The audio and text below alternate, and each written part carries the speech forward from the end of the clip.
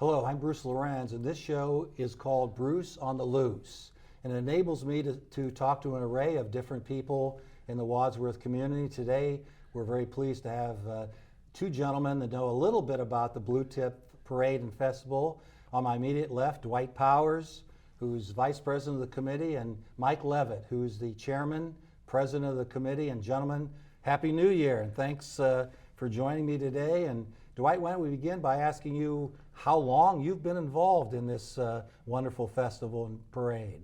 Well, that's a good question. Thanks for inviting us, Bruce. We're glad to talk about the Blue Tip. I've been involved since the beginning of the Blue Tip, which was actually, the committee was formed in 1970. We worked for approximately 2 years prior to the first parade and festival. And that was in 1971. So initially was started by the JCs, and it has evolved since that period of time. The carnival has gotten bigger, the parade certainly has gotten bigger, and of course we try extensively to improve ourselves every year. Mike, what about your involvement? What some of the duties would be the chairman of the committee? I kind of oversee the whole scope of the operations, from sponsorship to the events and the activities that we have, a little bit of the community involvement, some of the media as far as our Facebook and our website, and just kind of keep everything together as everybody, as we get closer, just kind of keep everything tight and keep going. I would imagine if things go well in certain areas, you want to try to keep it as routine as you can and similar, but always you're probably doing some tweaking, aren't you? We are. We always try to bring a new flavor every year and something a little bit different. So it's not the same festival every year. Those are some challenges, but we have a great committee that has a lot of suggestions, and through community we get a lot of responses as far as what maybe that they'd like to see, or some advice as what we can improve on and stuff like that. So we take all that into consideration and kind of see what's going to work and move from there. Dwight, what about the finances? How does the Blue Tip Parade and Festival get started from the beginning? Well, Bruce, as you can imagine, it does generate quite a bit of money, the Blue Tip. We have seed money that we start the year out with. We have upfront expenses that we have to meet, and the money, of course, from the previous year is the seed money for the coming year.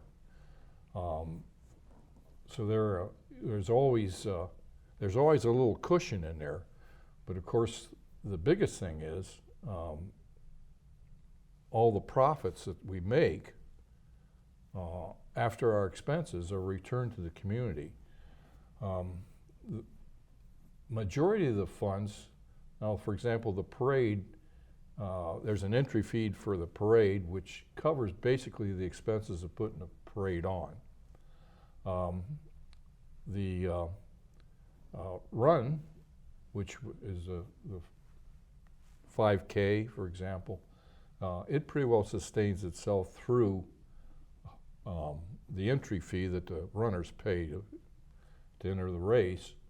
But the real money comes from the carnival grounds. The concessionaires, the food concessionaires, pay us a percentage of their gross, and of course we receive a percentage of the gross from the ride company. And between those two and sponsorships, which is a growing area for us, that's where our financing comes from. Mike, if a new business would come to town, would you try to reach out and say, hey, I don't know if you know the tradition in Wadsworth, but this is a pretty big event in June. Would you try to reach out, or do you welcome new sponsors every year? Yeah, absolutely. Like Dwight said, we have we've been growing in the sponsorship area, and that's really helped us be able to increase the events in the community activities through the festival. The thing about being a sponsor with the Blue Tip, there's multiple aspects of it. As a company, you're investing in your community. It's tax deductible.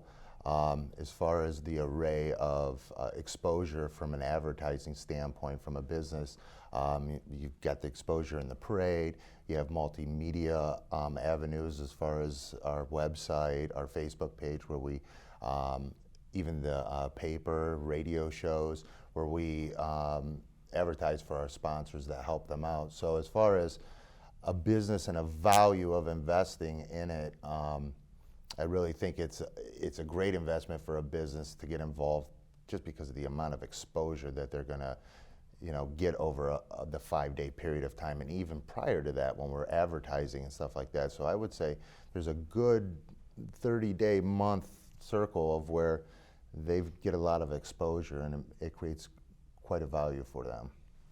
Mike, why do you think people get so excited about the Blue Tip Parade and Festival? Well, I think it really kicks off the summer for a lot of people. It's a great community event. I believe it's the biggest community event in Wadsworth, and the involvement from all different groups and organizations and businesses have the opportunity to showcase themselves, be it through the parade, through sponsorship, and then some of the various activities that we have down at the festival. What do you think? Why do people get so enthused? Oh, I think Mike hit it right on the head. It kicks off the summer. Kids have just gotten out of school. It's Father's Day, and it's a third week of June, and everybody's thinking about summer vacation, swimming, and it's just a great way to kick it off. How do we compare, Mike, to other communities of the size of the Blue Tip? Someone told me, and they may have been exaggerating, but they said the Blue Tip Parade is the second largest in Ohio. Can you confirm that? Well, I did a little research Okay, on that, good. and I didn't come up with much. The thing about it is I kind of looked at some of the other communities.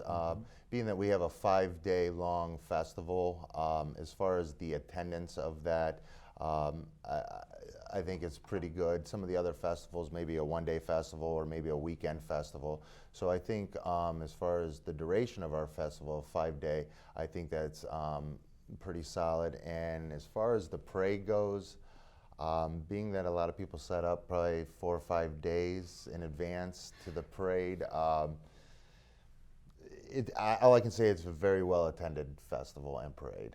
Yeah, I can confirm that. I live right around the corner from Broad Street. It's the weekend before. It's Saturday or Sunday. They're marking their turf out and making sure people know that that's their area, and better not.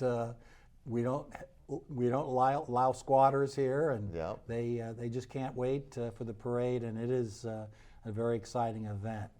Dwight, what about the situation regards to, you talked about the finances, how we help out other groups. Could you expound upon that a little bit? Oh yeah, I'd be glad to. And of course that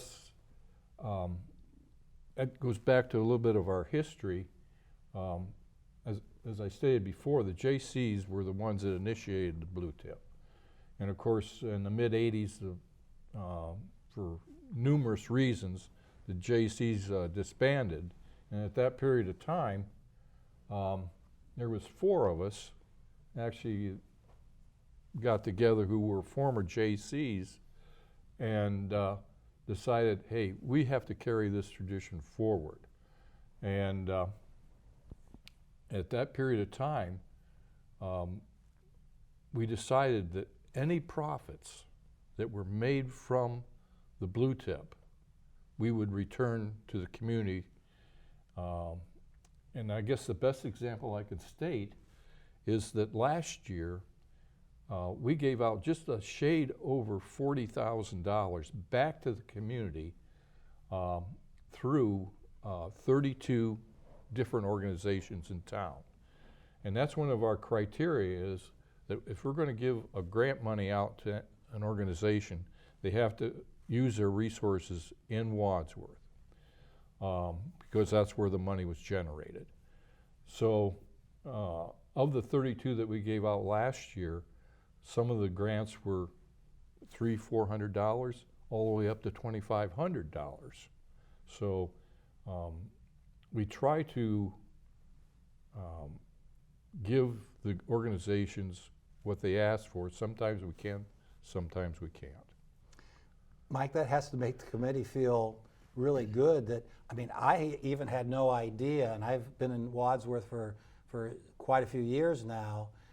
I never had the idea that the committee gave $40,000 to local organizations.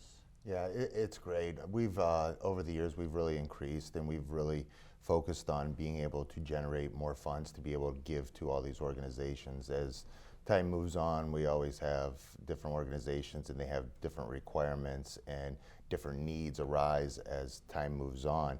And as a committee, we try to focus on this growing need. And as time moves on, it seems like there's less volunteers, there's less organizations, there's less avenues for people to be able to get support. And being Wadsworth is such a great community. There's so many different organizations and so many different opportunities for people to be able to access resources from these organizations.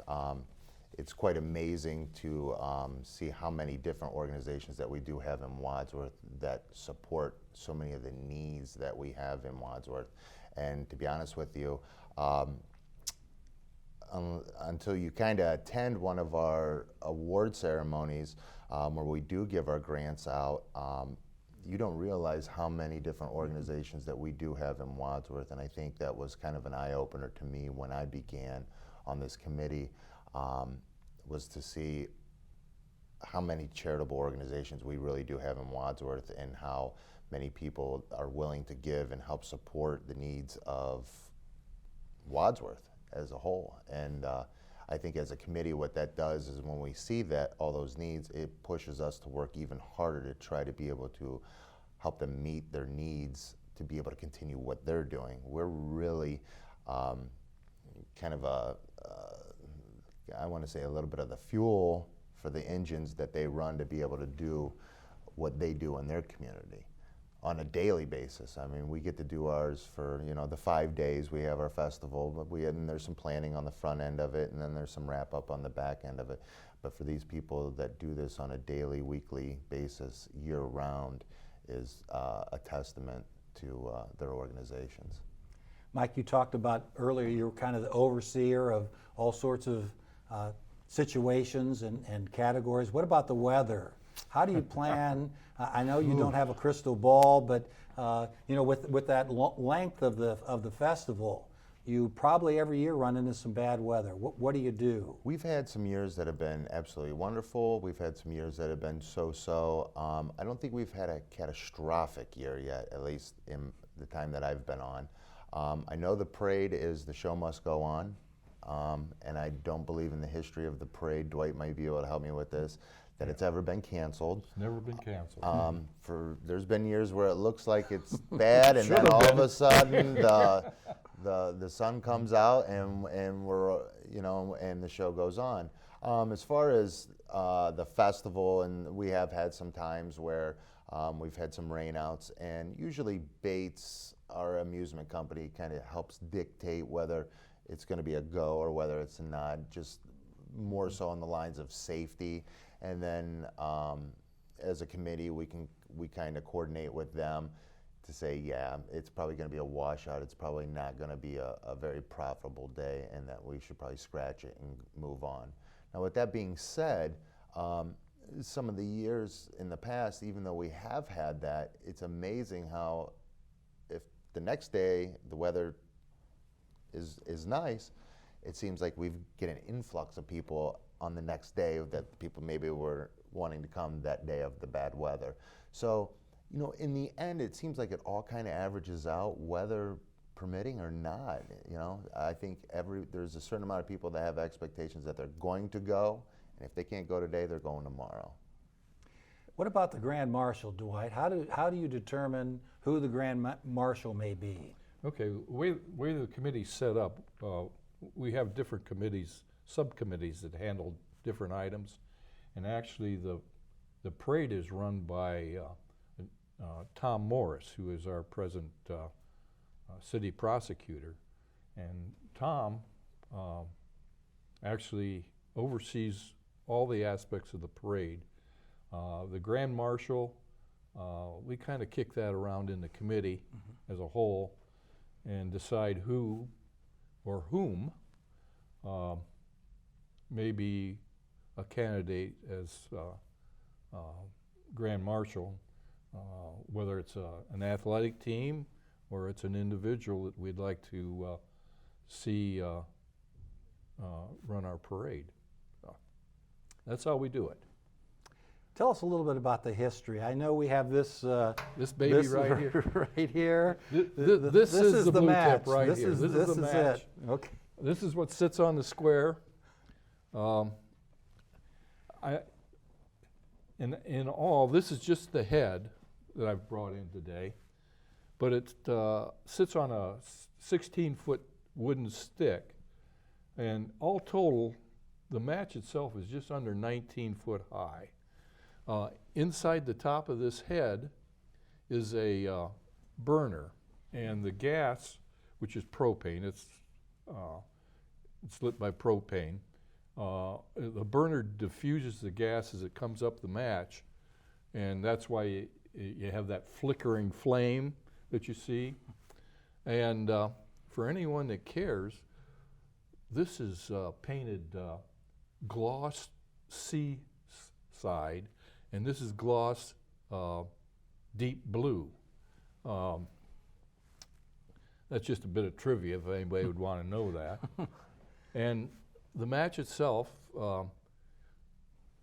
it resides in an equipment trailer over the year. We put it up on Father's Day, take it down the following Sunday, but I take the head home with me, and you can imagine after being burnt for, well, actually burnt for about 5 or 6 days, the top of it gets pretty dirty and burnt up, and I'll take it home, scrub it down, and sand it off, and repaint it and get it ready for the following year. And this resides in my basement in a dedicated spot for the entire year. So that's a history of the match, the history of the organization. We've kind of stated and ran around that subject ever since the program started here, but we're really just a group of people that are interested in the development and helping out in the community of Wadsworth. Mike, we talked about the volunteers. You probably have a lot of people stepping forward during the week of the festival and helping in all sorts of ways. There's a lot of different organizations in Wadsworth that help with the parade. The race is one of the events that has really just kind of grown immensely in the last few years, as far as like race controllers, crowd controllers, where people are parking. There's so many different dynamics of the festival that arise the week of the festival, and it's great to see how many different organizations kind of come together to help each little dynamic go on.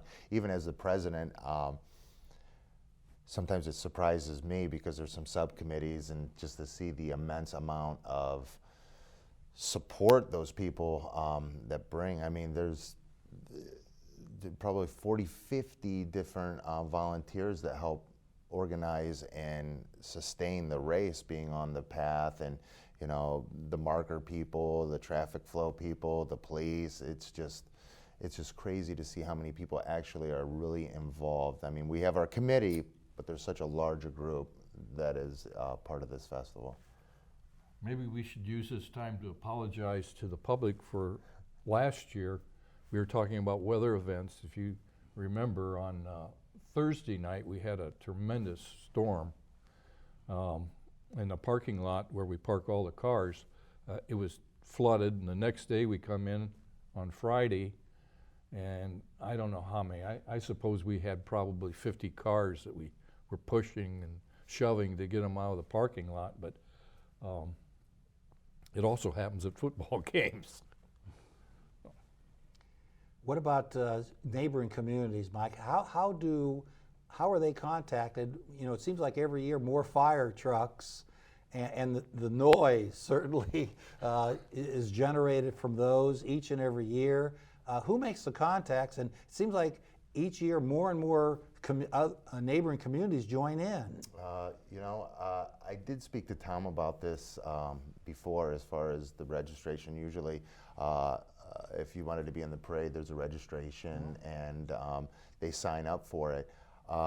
Over the years, what has happened is so many of these communities are aware of the festival and what weekend, what day it is, and some of the different communities, the fire trucks just kind of show up, and that maybe not are all scheduled in. So we do have, you know, your Rittman, your Seville, your Norton, of course, Wadsworth, and you really kind of don't know who's showing up sometimes, and if it's a fire truck, it's getting in. Right, right. Dwight, we talked about so many volunteers helping. If someone just moved into Wadsworth and has maybe a computer background, we could probably use them for the committee to help with the website or publicity or in other capacities. Oh, certainly. We're always looking for volunteers, whether it's on one of our subcommittees or whether it's on the main committee, because we do have a webmaster, and of course there's numerous opportunities for people to help out. All they have to do is go to our website, and there's a section there where they can make a comment if they'd like to join us, and we do have people that come in that way. So, Mike, why don't you give us a rundown of some of the activities at the festival? If someone maybe hasn't been to the Blue Tip Festival for a few years, maybe we can invite them back, or maybe again, someone new to town. What are some of the things they could take advantage of at the festival? Well, as we're evolving, as the years have gone by, we kind of, I don't want to say restructure, but we've kind of had a little bit more of a focus on community events as opposed to just being a carnival with the rides. We want to get different opportunities for people to come down to the festival, not just to eat some food and ride some rides. So we've added entertainment, some live entertainment over the years. We have our 5K, 10K half marathon race. That's a great event. Mosaic puts on a kids land, a free kids land every year on Wednesday matinee, and it's a great turnout. They do a phenomenal job. Usually it's a theme of whatever maybe the hot new movie coming out that year is for kids. You have sponsors that really join in. Home Depot brings in a tent, and they do a project thing where kids can either build, you know, bird houses or little flower boxes. There's a martial art bounce house, and there's just all kinds of great activities for kids to get involved in that's free, and that has just been a tremendous area of growth for us. We've done numerous kinds of events. We've done sporting events, sports challenge events for younger kids. We've done some baseball games that have been under the lights at the field there. We have a merchant alley where local merchants have the opportunity to be in front of people and be able to display their products for sale, or even just display, or businesses that want to get out in front of people to shake hands and stuff like that. So we've really tried to evolve from just being a carnival as more of a community festival. It seems like it's been the recipe for success as we keep moving forward, because it gives the opportunity for people that, like I said, may not want to get on a ride or may not just really be into all the, you know, the junk food, I guess you can say, at the festival, to be able to participate and be involved in the festival. Dwight, your final thoughts here about the future of the Blue Tip. What do you, I know you don't have a crystal ball either, but what do you think the future holds in store with some of the changes and upgrades and development that you've been involved in? Well, I think that the Blue Tip has a great future because as our community becomes larger and more people and more organizations become involved with us, I see it becoming a stronger and more viable festival over the years. We appreciate your gentlemen's time, and thank you for viewing Bruce on the Loose. We'll be with you in the near future with another exciting show. Thank you very much.